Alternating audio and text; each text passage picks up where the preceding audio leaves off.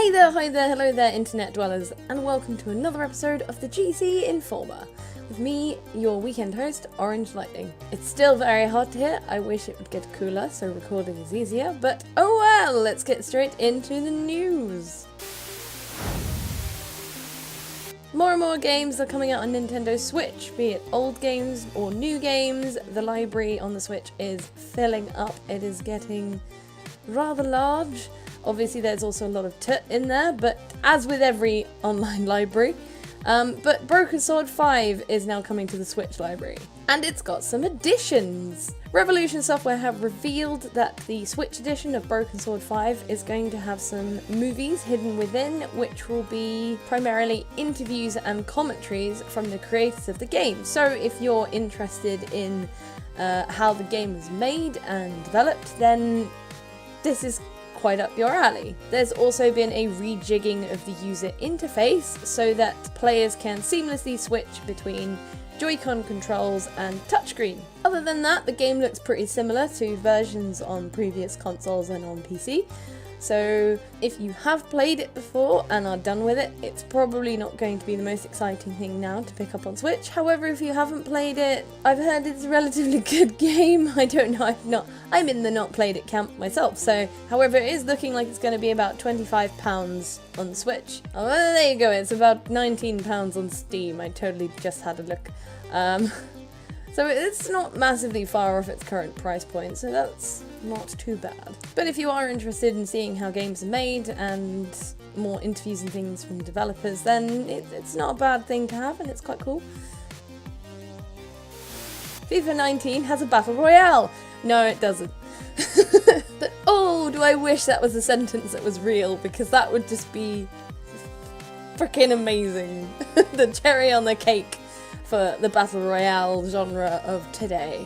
No, FIFA 19 has a survival mode, which is not a battle royale, but it is to do with their quick kick-off games or friendly matches that you can just dive straight into with friend, or I think you can do them online as well, probably. It's 2018, if you couldn't, I'd be disappointed. They have added a lot more settings to the kickoff mode, so you can do a lot more things in it now. One of those things being survival mode, where you can play a traditional game of football, but every time you score a goal, or your opponent scores a goal, you will lose a player from your team. Or they from their team. It puts you at a disadvantage when you score a goal. This is what they mean by survival mode. However, it can't be considered a battle royale because it will never come down to 1v1. Instead, the game will automatically end if either team goes below 7 players, as is standard football rules. So that's as low as you can get. But it is quite an interesting little idea, and the thing that's amusing about this though is that obviously reading that or seeing that, a lot of people are automatically going, hey, FIFA have made their own version of Battle Royale, isn't that cool? To which the creators are actually saying, no, we've had this idea for ages, way before Battle Royale games started, and it's kind of, okay, sure. Creative director Matt Pryor has been trying very hard to convince everyone that this is something that is original and specific to them, that they've been working on for years and years and years and years and years, which is fine, I could believe that, but you know, when I kind of have a feeling that when people try to really, no, this is this, a lot of comments like that, then you're like, you're trying a bit too hard. You should just be like, we came up with this ages ago, it's cool. Matt has said if you look back into FIFA Street in 2012, they had a survival mode which was a little different to this one, but it was there, and they have been considering bringing it to the main game for some time because the fans seem to really like it. It's just very interesting that it hasn't happened until 2018 or FIFA 19, when Battle Royale is a big thing. Timing is off if you wanted everyone to think that this was totally your idea and nothing to do with what's popular at the moment. There is more to kickoff mode though, that's not just the battle survival mode.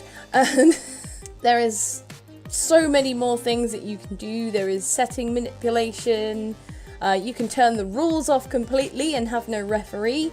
That sounds more like a battle royale to me, because that would be a football bloodbath, as players will then be able to let loose and not worry about yellow cards, and just foul here, foul there, foul everywhere.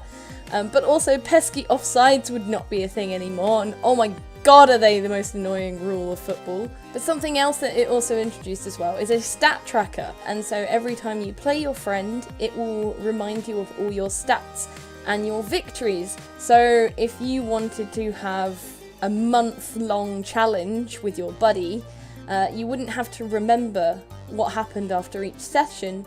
Instead, the game will remember for you. So it will tell you that over the span of the 2 weeks that you've been playing so far, Scott is doing 1,000,000 miles better than Mark. Mark, get good. And it will actually keep a tally of the amount of games you've won and lost and all that stuff. So that's really cool for people who always struggled keeping track of that. You don't have to write it down anymore. It does it for you. And it sounds like something that it should have been doing before, but for couch players, that's pretty cool. So I have been one of those people who said, oh, every FIFA game is the same. Well, this shows that there are changes, and yeah, no, it sounds like some really cool little additions to the game. So nice. Still think a battle royale would have been amazing though. Come on. Do it. And lastly for today, Chrono Trigger, the PC port. If you don't know about it or didn't see anything about it, oh my god, it was hilariously funny. Well, not for people who bought it or were excited for it, but for people like me who just saw it come out and then watched the reviews go all the way down to the bottoms of the negative barrel, because oh, what a bad port it was. The final update is now coming, referred to as the final major update. That has been brought to fix the game and how awful it looked. But this update is going to feature key bindings and will add an extra section that includes the cinematics from the game itself, and so a means of replaying any ending that you have unlocked, as well as illustrations from the game. With these updates, hopefully this port has now been relatively fixed. I don't believe that it will have made it perfect, and maybe I'm still better off getting Chrono Trigger on the SNES or the DS if I can find it, because apparently the DS port is pretty good. But if you did buy it, then this should make it a much more enjoyable experience for you than it was when it first came out. And whilst the reviews on Steam have now jumped up into at least being mixed instead of just negative, this bodes well because it's getting better and there have been some recent very positive reviews. So there you go. It's so sad how something that was meant to be a nice surprise turned into a nightmare, but maybe it's good now. And that's all for today's news. Thank you so much for watching. I hope you enjoyed it. Stay tuned to GameCast for more awesome game content all the time. Every time there is going to be a lot more reviews and changes around the corner. There is also the GameCast Discord that you can join and chat with us, as well as a few little tidbits of content that's only revealed there. And also the GameCast newsletter is a brand new thing that's now coming out as well, that's going to have updates and sneaky peeks of things to come.